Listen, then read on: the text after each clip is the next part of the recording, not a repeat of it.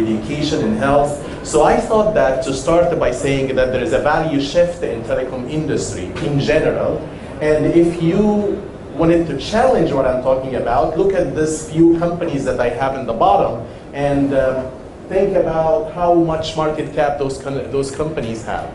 I guess it's about $2 trillion. If you add up Amazon, Google,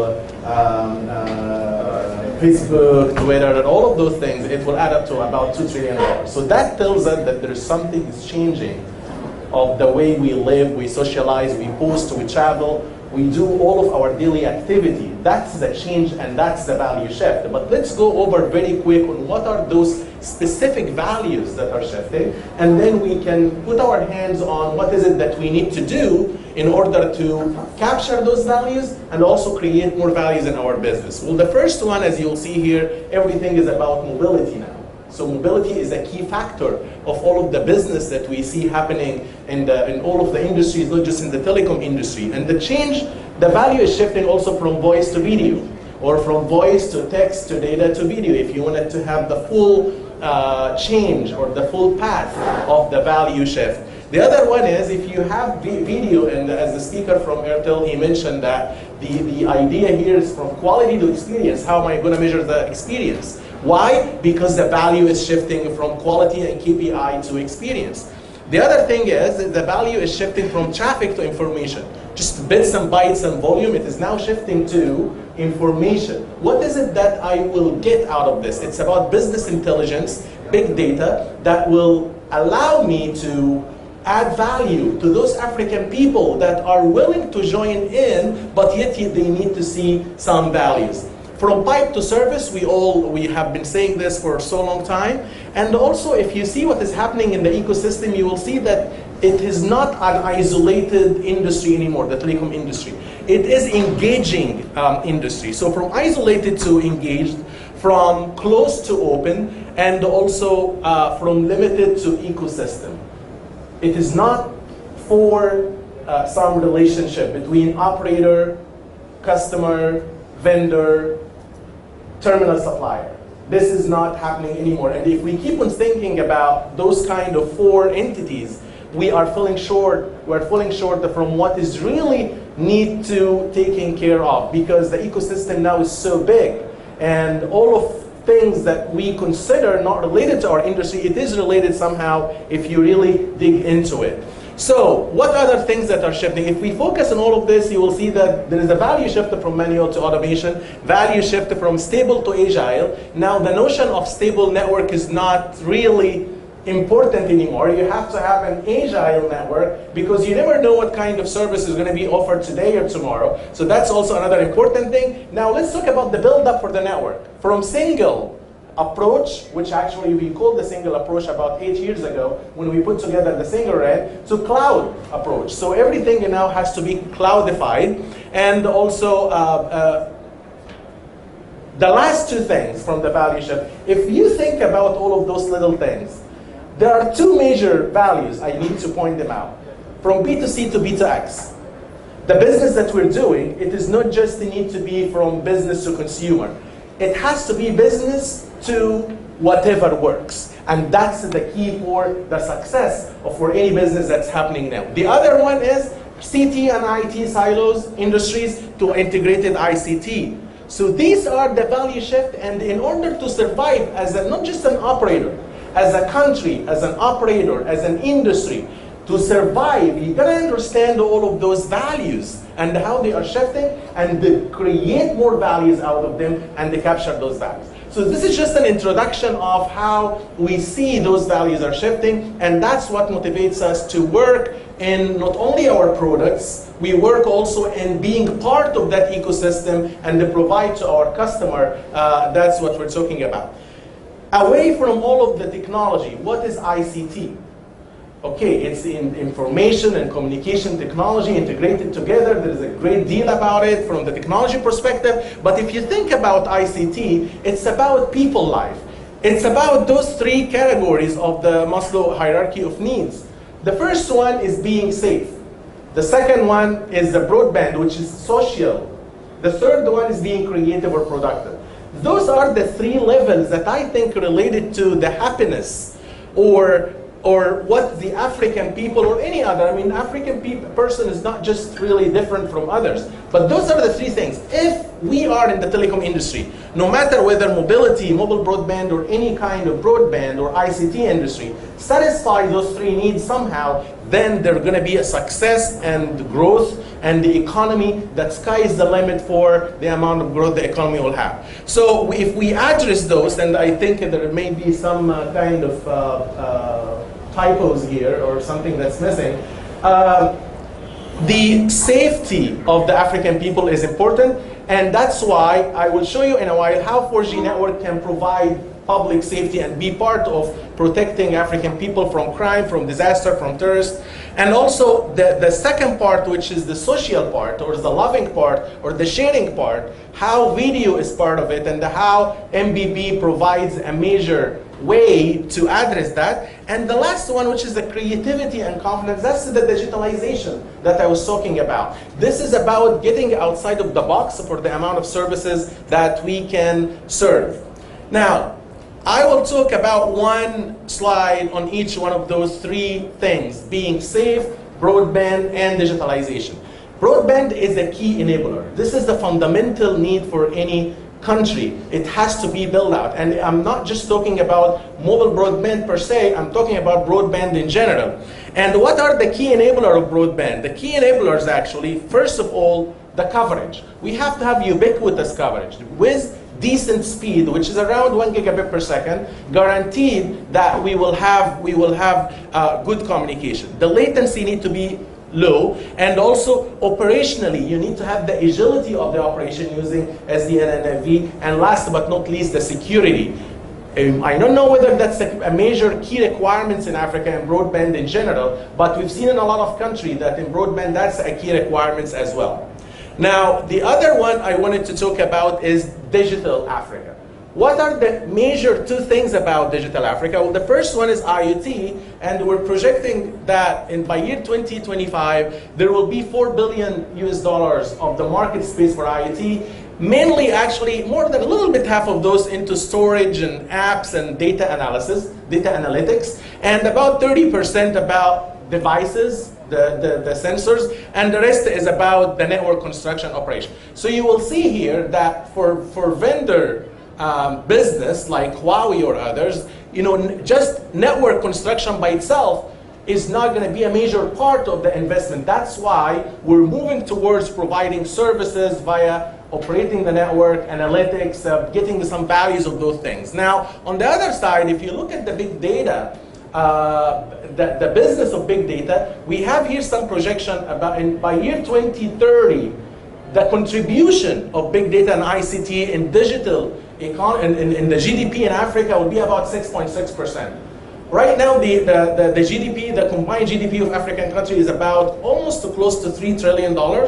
By 2030, if you get like 5% per year increase, it will be about $4 trillion. So 6.6% of $4 trillion, that gets you to $264 billion, the size of the market of the big data analytics or digital services in general. And I have some breakdown here. It's all kind of forecasting, but the key thing is it's big. And it will have to start now. It is not going to be between day and night. So this is a journey, and we have to go all together by collaboration, as I will mention later.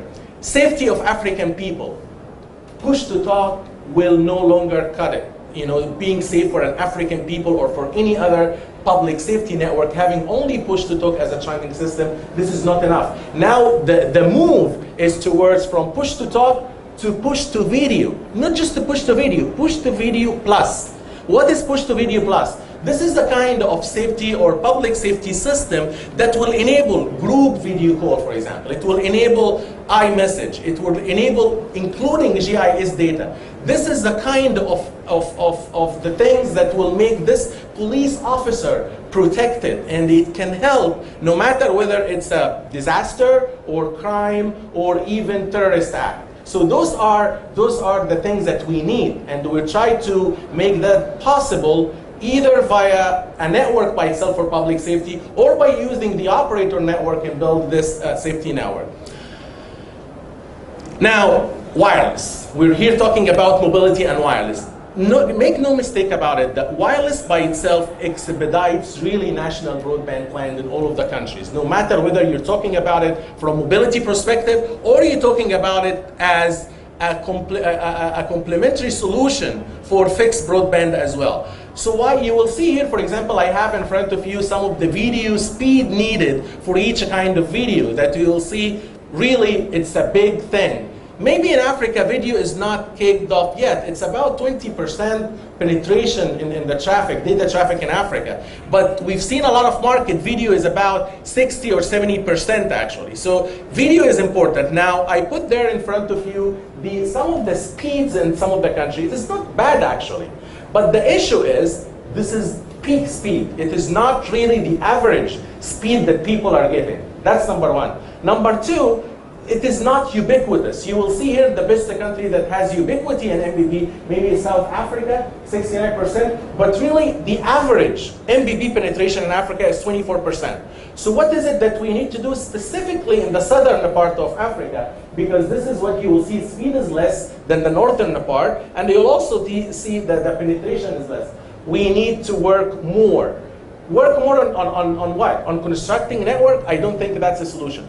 Working more on showing value for MBB to all Africans. That's what we need to do as a psychological shift so that they can come in and subscribe to the service, and then we will have good business. Now, that's from MBB perspective. How about FBB perspective? Now, the balance between wireless broadband access and fixed broadband access is really important.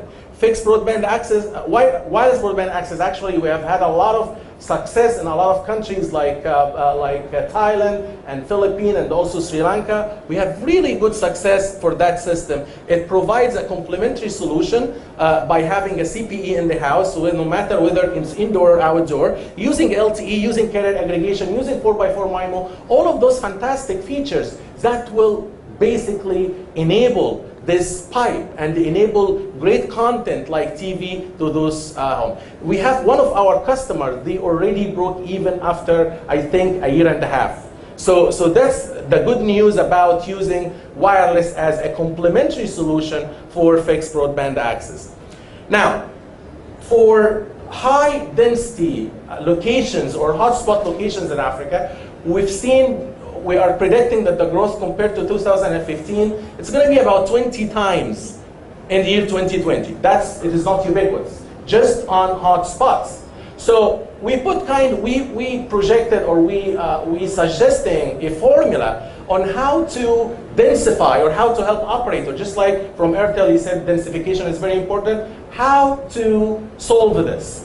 From our perspective, it cannot be solved only from technology perspective. It has to be solved from spectrum, from sites, and also from technology. And that's the breakdown. If you multiply 2 by 2 by 5, that's what we need to have in Africa in order to get this amount or to support this traffic. Otherwise, this humongous traffic will be locked. And we've seen in a lot of countries that the traffic is locked and there is a demand, but the demand can be released. So that's how we can release the demand. Now, let's talk about the next part is the spectrum and the site. No mistake about it. They are the lifeblood for our industry, the spectrum, and also the site. I have here kind of an average number for the spectrum in the operators in Africa. It's about 110 megahertz average per an operator. That's not enough. IMT, they're suggesting by year 2020 up to 300 megahertz for operator. So at least we're calling for the release of spectrum for the operator. At least the operator needs to have 200 megahertz in order to carry this kind of demand and to communicate that. From site perspective, we have a metric which is the number of sites per 1 million population. For global emerging market, that's about 480 sites per 1 million population. In Africa, it's half of that. So what does that tell you? It tells you that the sites are not enough. So that's why we're calling to have what we call agile site. Everything can be a site. How can we invent? How can we collaborate together? The building owners, the landlords, our products, everything that can contribute to enable anything in the network to be aside, we're up to it and we'll work for it. This is one of our major strategy actually to enable in the emerging market to double the number of sites in Africa with the help, of course, from regulatories and from operator and the other ecosystem. It's the collaboration notion that I'm talking about. Coming to the government role, it's instrumental. What does the government need to do? Number one, release more spectrum and quick. That's the no-brainer. But this spectrum should not be technology, it should be technology agnostic, it should be application agnostic. So we need to have the flexibility for the operator to use that spectrum. Number three, we have to have the policy in place to open up all of the public facility for ICT equipment and sites. Number three, the government needs to help and mobilize more services because that's what will encourage people to use. Education and digital awareness is also important for Africans. That's a kind of summary for what the government needs to do. Now, the last part of my presentation, I only have 3 minutes. From mobile network operator business perspective, how can we succeed? How can we get more data revenue? So for more data revenue, we have a simple approach or a simple model here that tells us it is not one size fits all. From a stage to the other, from if you have 3G dominant, if you have 4G or 4.5G, or even going to 5G in the future for sure, it's a different strategy for different phases. First, you need to care about getting more users, right? That's if you only have 3G. Once you hit 4G, you have the pipe, you need to work on getting more traffic. Once you have the traffic, you're moving towards big features for 4.5G. You need to get more values out of each bit. Otherwise, you're not going to be profitable. So that's what it is. Last but not least, the ultimate goal is to, as I said earlier, ride the wave of from B2C to B2X. Business to whatever. Enable for more business, that's very important. Now, I here wanted to mention two things before I close. 4.5G and 5G. 4.5G, it just, forget about the name. Forget about how we call it 4.5G or 4.6G or 4.7G. What it is what it tells you is LTE is a very strong platform that will exist forever. I would say maybe for the next 10 or 15 years.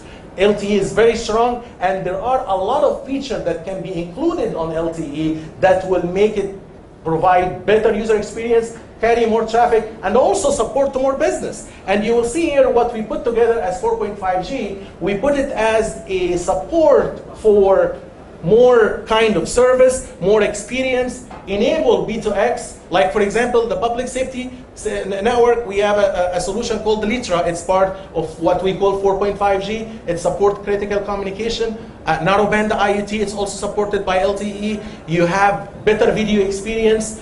You can also support home broadband, WTTX, wireless to the X, just like FTTX. All of those can be supported by 4.5G. So it's a really attractive solution until your business get to the point that you need 5G.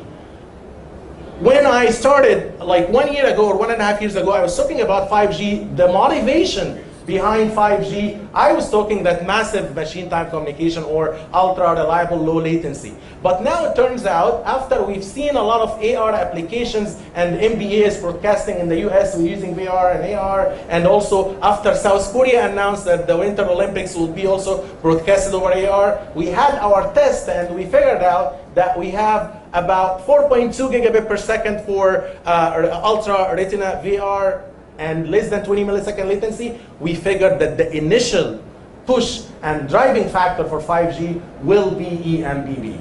Not for all countries, not for all countries, not for all operators, but that's the initial push. And you will see here the last slide, some of the numbers that we have in 5G. 5G is really important. It may be important also for Africa if we think about using 5G in FBB applications. And instead of digging a fiber, if you have this kind of bandwidth, why not using 5G in fixed broadband application? Well, that was a quick overview of how do we see the future of Africa, the opportunities, kind of a taste on Huawei's strategy, on what is it that we're focusing on, and please feel free to come to our booth to discuss with us. We have a big team there, and we'll be happy to answer any questions that you may have. Thank you.